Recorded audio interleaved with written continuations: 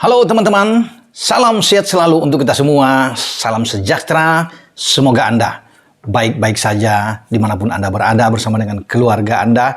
Kembali dengan saya, Bung Roban.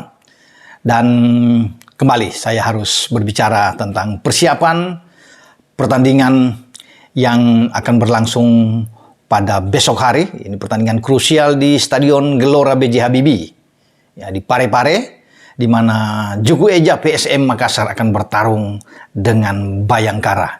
Tidak gampang, tidak mudah. Bayangkara tim yang kuat. Jadi harus hati-hati, waspada bagi pasukan Bernardo Tavares saat menjamu Bayangkara di Parepare.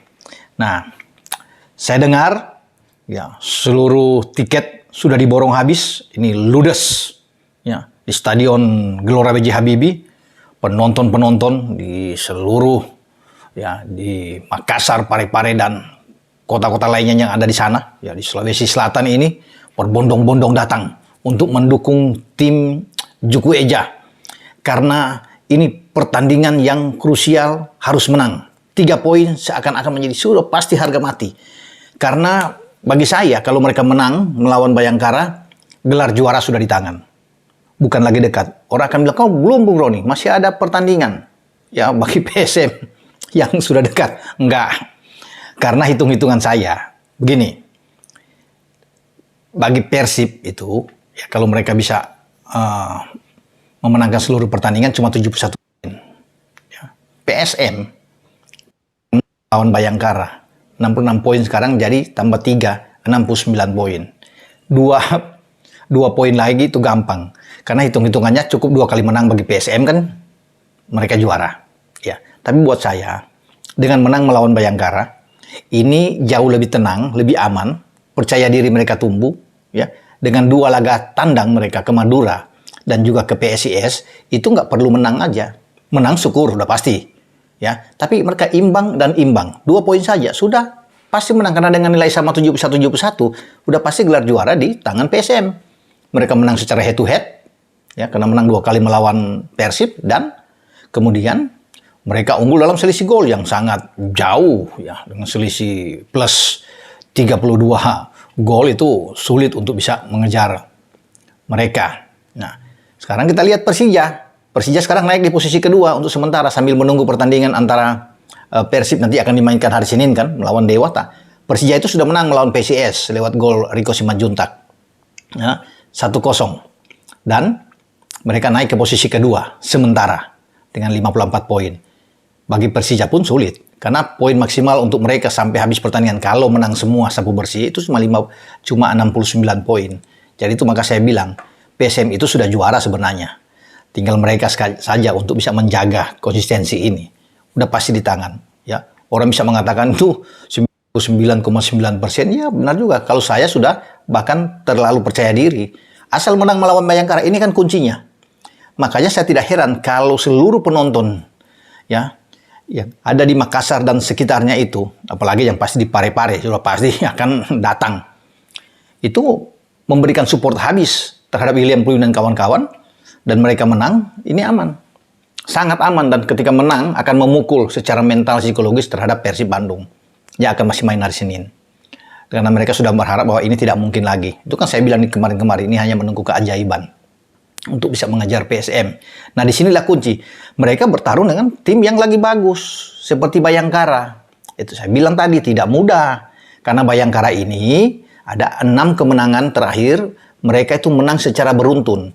Kalau PSM kan 10 pertandingan terakhir itu tidak kalah. Ya, ada 9 menang, dan 1 imbang terakhir melawan Persita Tangerang.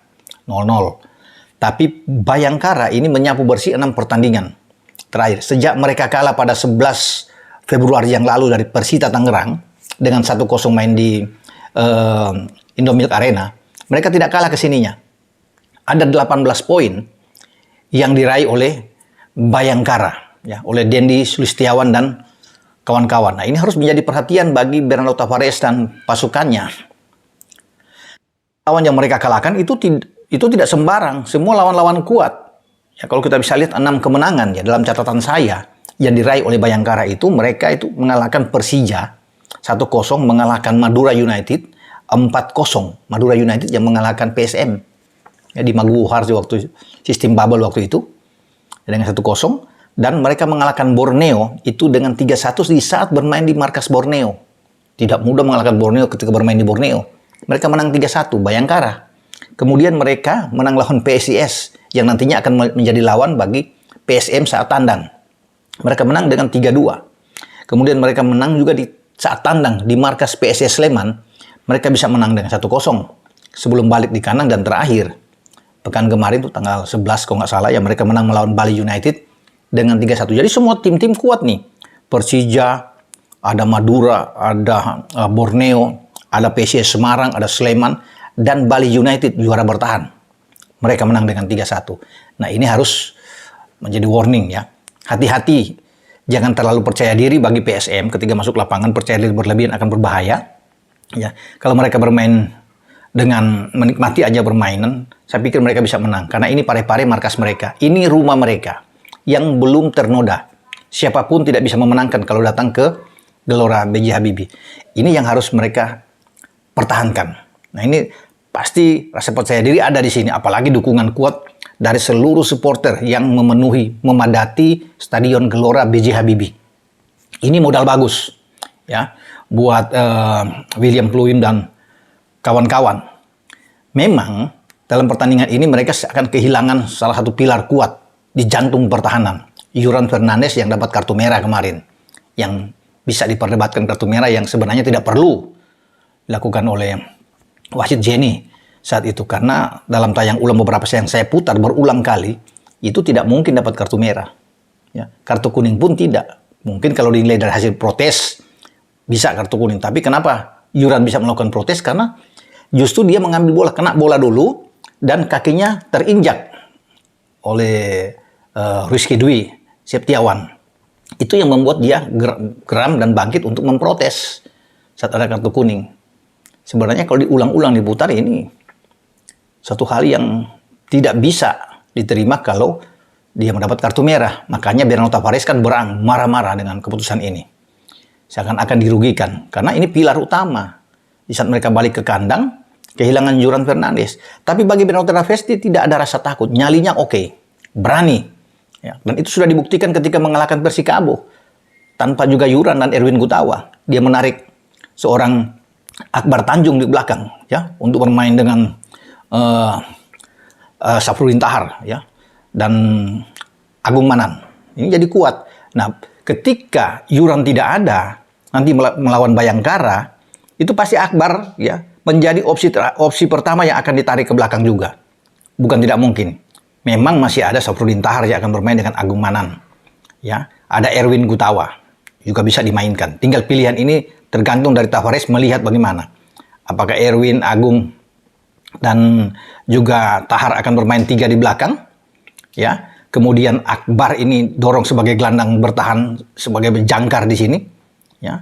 Kemudian ditampingi oleh anak muda seperti Ananda Raihan. Itu kan opsi ada di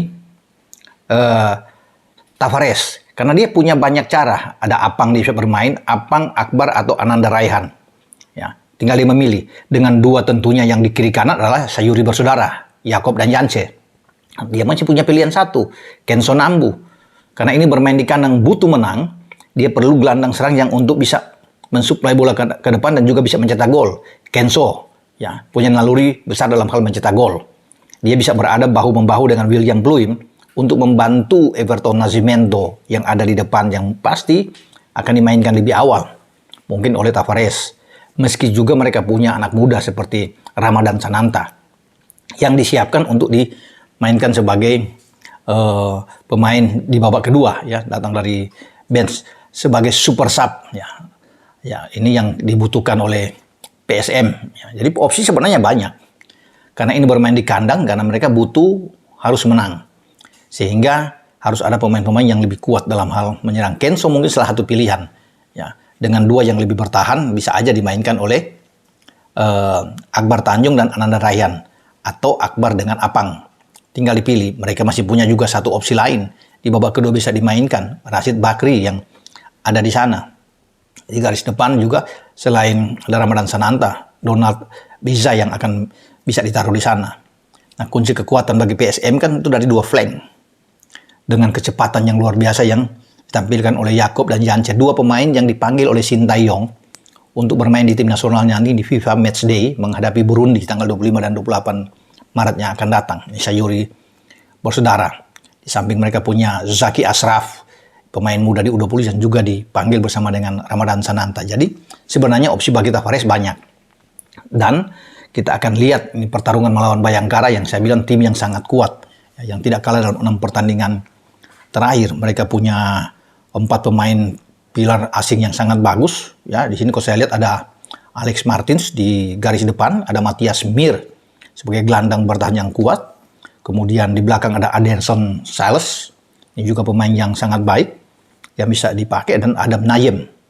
Ini 4 pemain berbahaya yang ada di Bayangkara yang harus mendapat perhatian dari pemain-pemain PSM selain Dendi Sulistiawan tentunya. Yang ini adalah materi pemain yang ditampilkan oleh caretaker ya, Agus Sugeng Rianto sebagai caretaker pelatih yang akan bermain dengan 2 pola berbeda yang selalu ada, kalau tidak 4-3-3 bagi Bayangkara dengan 4-2-3-1. Itu yang kita akan tunggu dan kita akan lihat nantinya pertarungan di Gelora B.J. Habibie menghadapi PSM. Dan semoga seperti apa yang ada di belakang saya gambar dengan supporter yang fanatik yang luar biasa. Ini militan sekali supporter dari PSM. Dan mereka dituntut untuk sekarang bagaimana mensupport habis perjuangan dari Apang dan kawan-kawan atau Akbar Tanjung dan kawan-kawan dalam laga melawan Bayangkara. Saya pikir kunci di situ, menang. Maka segalanya beres, segalanya aman bagi PSM. Walaupun mereka masih akan melakoni 2 partai tandang. Karena kemenangan ini akan memudahkan mereka untuk melakoni 2 tandang seperti kemarin.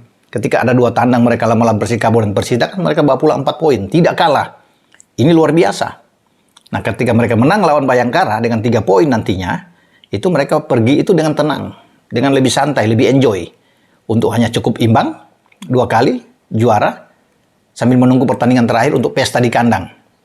Ya, menghadapi Borneo.